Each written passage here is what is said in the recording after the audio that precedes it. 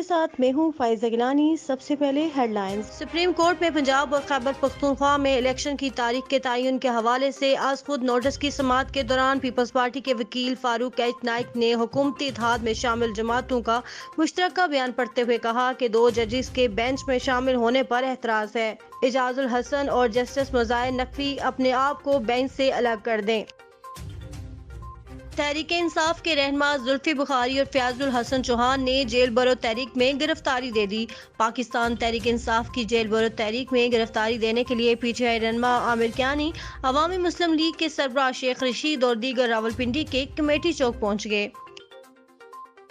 انسداد دہشت گردی کی عدالت نے وفاقی وزیر داخلہ رانا ثناء اللہ کے وارنٹ گرفتاری جاری کر دیے۔ انسداد دہشت گردی کی عدالت نے گجرات کے تھانہ میں رانا ثناء اللہ کے خلاف درج ایک مقدمے میں وفاقی وزیر داخلہ کے قابل ضمانت وارنٹ گرفتاری جاری کیے ہیں اور پولیس کو انہیں 7 مارچ کو گرفتار کر کے پیش کرنے کا حکم دیا ہے۔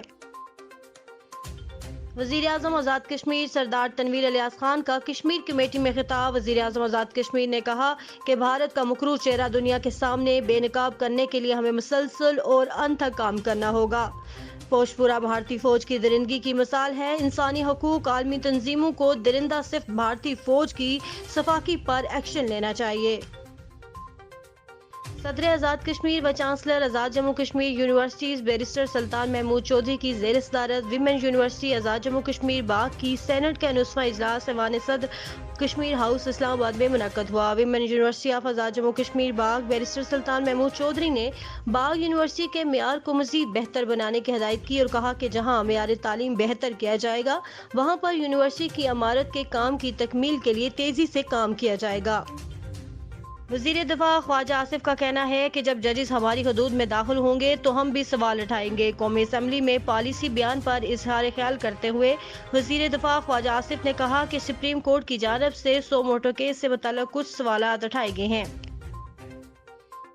سابق وزیر داخلہ چودھری نثار علی کا کہنا ہے کہ عمران نے کسی کو پارٹی میں شامل کرنے کی اتنی کوشش نہیں کی جتنی میرے لیے کی۔ راولپنڈی کے علاقے میں خطاب کرتے ہوئے ان کا کہنا تھا کہ ہم نعرے بہت لگاتے ہیں مگر عمل نہیں کرتے۔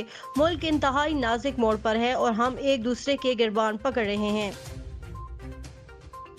سندھ حکومت نے سیکیورٹی خدشات کے پیش نظر صوبہ بھر میں 3 ماہ کے لیے اسلحے کی نمائش پر پابندی عائد کر دی۔ سندھ حکومت کے محکمہ داخلہ کے سیکریٹری کی جانب سے جاری نوٹیفکیشن کے مطابق 21 فروری کو آئی جی سندھ غلام نبی میمن کی جانب سے سندھ حکومت کو خط لکھا گیا تھا۔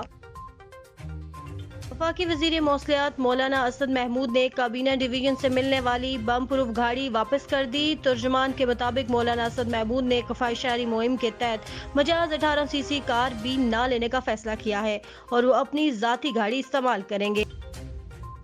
ترکیہ میں زلزلے کے دوران ریسکیو کارروائیوں میں حصہ لینے والی پاکستانی ٹیم کو زبردست خراج تحسین پیش کیا گیا۔ ترکیہ میں آنے والے شدید زلزلے کے باعث پاک فوج کی اربن سرچ اور ریسکیو ٹیم مدد کے لیے پہنچی جس نے ملبے تلے افراد کو نکالنے کے لیے اپنی خدمات پیش کیں۔